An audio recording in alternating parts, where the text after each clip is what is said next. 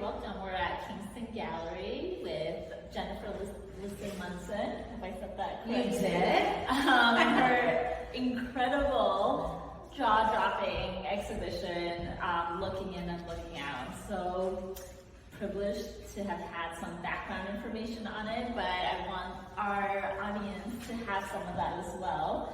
So I'd like to start off with a bit about your background professionally, career-wise, because I think that relates and ties in really beautifully, particularly with the wall behind us. If you can talk about, I know you have a long career in museums and exhibition design, but your experience with confronting these sort of historical artifacts has really come through and come alive in this exhibition. So I was curious if you could share a little bit with our audience. So I am a museum worker. I continue to work in museums to try and kind of create places and spaces for art objects. And so in that process, particularly at the MFA in Boston for 15 years as an exhibition designer, I kind of developed this intimate relationship with objects, which of course I had anyway as a museum goer. Mm-hmm. But when you work in a museum and you work with the objects in that kind of intimate way, and you might install objects in different ways over time, you really kind of understand the complexities of those narratives. And a kind of obligation to commit to the makers of those objects and to try and do your best to create meaningful spaces for them.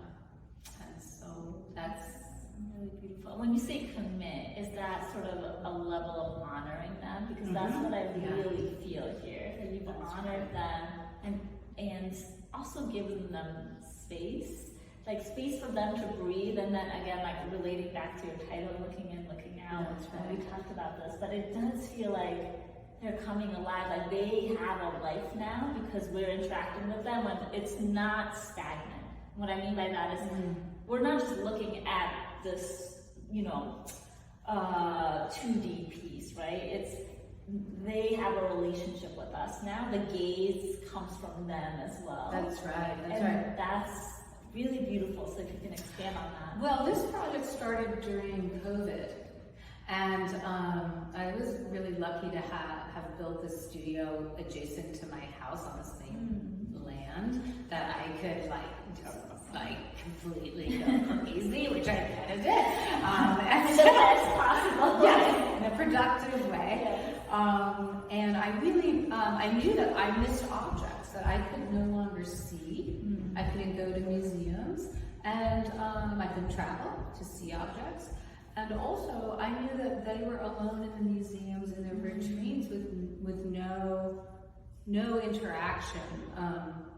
And beyond that they already, many of them have been taken from their cultures of origin. And for eternity, they might be living in these vitrines. And so it's very complex, and I'm very respectful of that, and I'm very cognizant of, I don't own these objects. I think the idea of ownership is probably one of the biggest sort of concepts, where who owns art, who owns objects? How did they come to be where they are? They're very complex stories. There are many cases where they need to be repatriated, and that's a complex process, but there's many times where objects have been kind of rescued and they're sort of being kept and cared for. I was speaking about the Kokoschka head, where it was made in 1909 by Oskar Kokoschka, and it was deemed degenerate art by the Nazis, and miraculously, it's a very fragile ceramic piece. It made its way through a private collector to the United States, and it is kept at the MFA. So that's a story of a kind of survival. Also, the Armenian doll at the top, which was taken by a family during the genocide in 1915 from Armenia and ended up in Boston and ended up in this box where I looked at it and I have really come to understand it and feel like the idea of the miniature as a kind of representation of this larger culture and idea, and also ultimately the individual maker.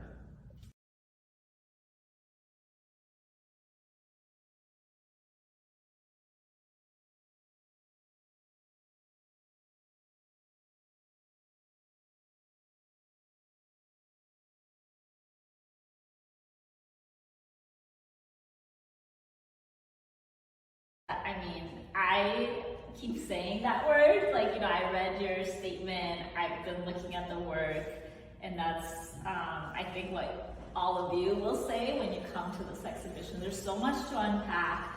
It's all done in these beautiful layers, and you reveal those layers sort of slowly to us, and so that makes me think about the sort of pieces on the outskirts and how this oozing effect, right, that you refer to, you're kind of seeing, I think any painter, at least myself, when you go to a museum, right, you're always looking at the edges. Exactly, that's what I do. Yeah. I'm staring at exactly, yes. So, how did they make this? Yeah, so coming from a painting background, I can so appreciate the level of layering that you're slowly revealing, and then there's this interesting sort of color theory also unraveling, and we talked about how in real time you're kind of exposing the photograph, and that is so beautiful and such a novel approach to photography, particularly because we're in this digital age, right, where it's instant dopamine effect and we just want to see the reward, but you cannot help but spend a very long time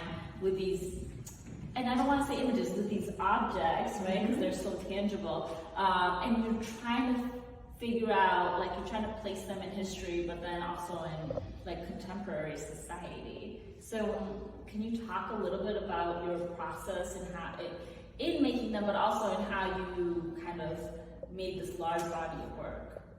Yeah, so I think that starting point of trying to make an image an object is a very interesting problem that I've been working on for many years now. And so I think I was always trying to have the image and the object and have them separate, and somehow I just kept working at it, and I was no, and I just kept working at it, and finally I think the image has become an object, finally, through these lenses. This idea of this lens that we look in through and that the subject looks back out from. And again, we talked about the museum objects, but there are also images of these unknown family members from generations past that I've photographed. I'm very interested in Christian Baltansky, I'm very interested in Nuda Barth, and so we're talking about this sort of span of time of embracing the idea of the soft image, of the image that barely appears. And so grabbing that moment when it becomes part of the paper and it's seen, and that's the very first photograph, the Fox Talbot photograph, is this moment where when they could have the image appear on a surface. And so I'm very interested in that idea through time, but through a contemporary gaze. And so the color and the materials, and I do use a high-tech, low-tech process, in that I am all about electronic imaging. I'm got that when I teach electronic imaging, but I use these sort of very handmade papers, and I have a process of my little alchemy of mixing up my potions and sanding things down. And I think that these pieces over and here where they have paint buried in the layers, but also on the surface, that's really about time. In the making, in the moment of framing something, about the idea of a place or space, and then bringing it back to the studio and making it into a kind of contemporary experience. Wow, that's really beautiful. It does seem like when viewers come here, like time stands still when you look at those particular pieces where it's just paint and, you know, it's sort of abstracted. And I'd love for people to also look at they're all very tangible objects, but you have this like installation in the middle, I'll call it. And I want to go back to that low-tech, high-tech duality, because I think that that's why these are particularly so enticing, because there is this like primal aspect to them that we all kind of crave, and then you're just left wondering, how is something so sort of like technologically advanced embedded in these objects? And so I don't know if that was part of the intention, but it's like a very alluring like process almost that we feel that we're kind of there with you. Well, that's cool. But I think that, you know, there's this moment that I could make everything like so slick. Like, you think about Donald Judd, I think this is somebody I'm very, very interested in his work and his sculpture. But for me, I make it that, you know, and then I start to sand it and let the like surface come through the textures, and I sort of shave the edges of it until it's that moment. I might paint it back again because I lost something and go back and forth. But actually, the idea of the buried image in this kind of stacking is really important to me, so that there are things there that are hidden through time that we can't see. But we can sort of see the light through them, so the and the colors. aspect. Yes. And then like one of the images that's embedded is the early, this little the astrolabe that was found at the bottom of a shipwreck off of Greece. That was really the first computer. This object is so cool. And so I saw it when I was in Athens. I know, and I was like, you know, like that's all I need. So this idea, and also I think that resin is almost watery that way too. Yes. I also think about this. So like I love to swim. And so I spent a lot of time like just quietly laying at the bottom of like whatever water and looking through. And I feel like that was an early kind of way of looking for me. That the watery pool. That's kind of like how we're born, right? Like we're right. in that amniotic fluid. Or that's cool. Wow. Maybe we got that primal. Pretty fuzzy in there.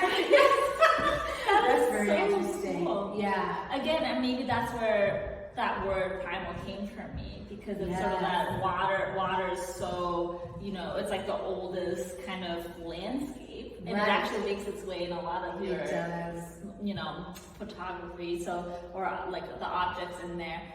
So it brings you back to this, you mentioned like spiritual photography. Yes. And how the landscape remains, and it's so clear, and it's the people that are kind of getting more dissolved, if you will. Yes. So can you talk a little bit about the spiritual photography part?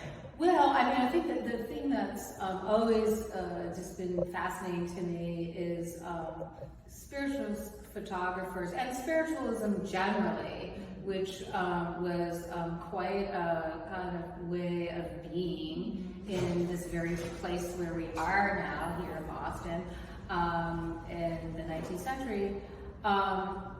It is about kind of trying to materialize the invisible. The idea of a seance, you know, and the idea that photography as a mechanical tool, as a machine, could possibly capture the invisible ghost in the room. And so as artists, we believe in that. We believe that we can kind of conjure the invisible. And so I think that's what's going on there. Wow, that's really beautiful. I I think everyone, I just really encourage you to see this show in person. I feel like we could dissect I know, we could like talk hours because there is so much here, and yet you could just stand still with one image and get so much out of it. And so I think that's very rare. And you've just put on such a beautiful show that's thought-provoking, but also like very emotionally eliciting. And the two in conjunction are just honestly like jaw-dropping for me, and I think most people that get to visit. So yeah, please make your way to Kingston and see your work. I don't know if you wanted to say any last thoughts about what you want the audience to Well, see. just thank you for having this conversation, and I just think that's what it's about. All this stuff happens in the studio, talking about COVID, like we're just like doing these things, and to have the opportunity to kind of make a moment to say something, right, and to bring the invisible and make it visible here is like really a privilege. So thank you for talking to me about it. Thank you.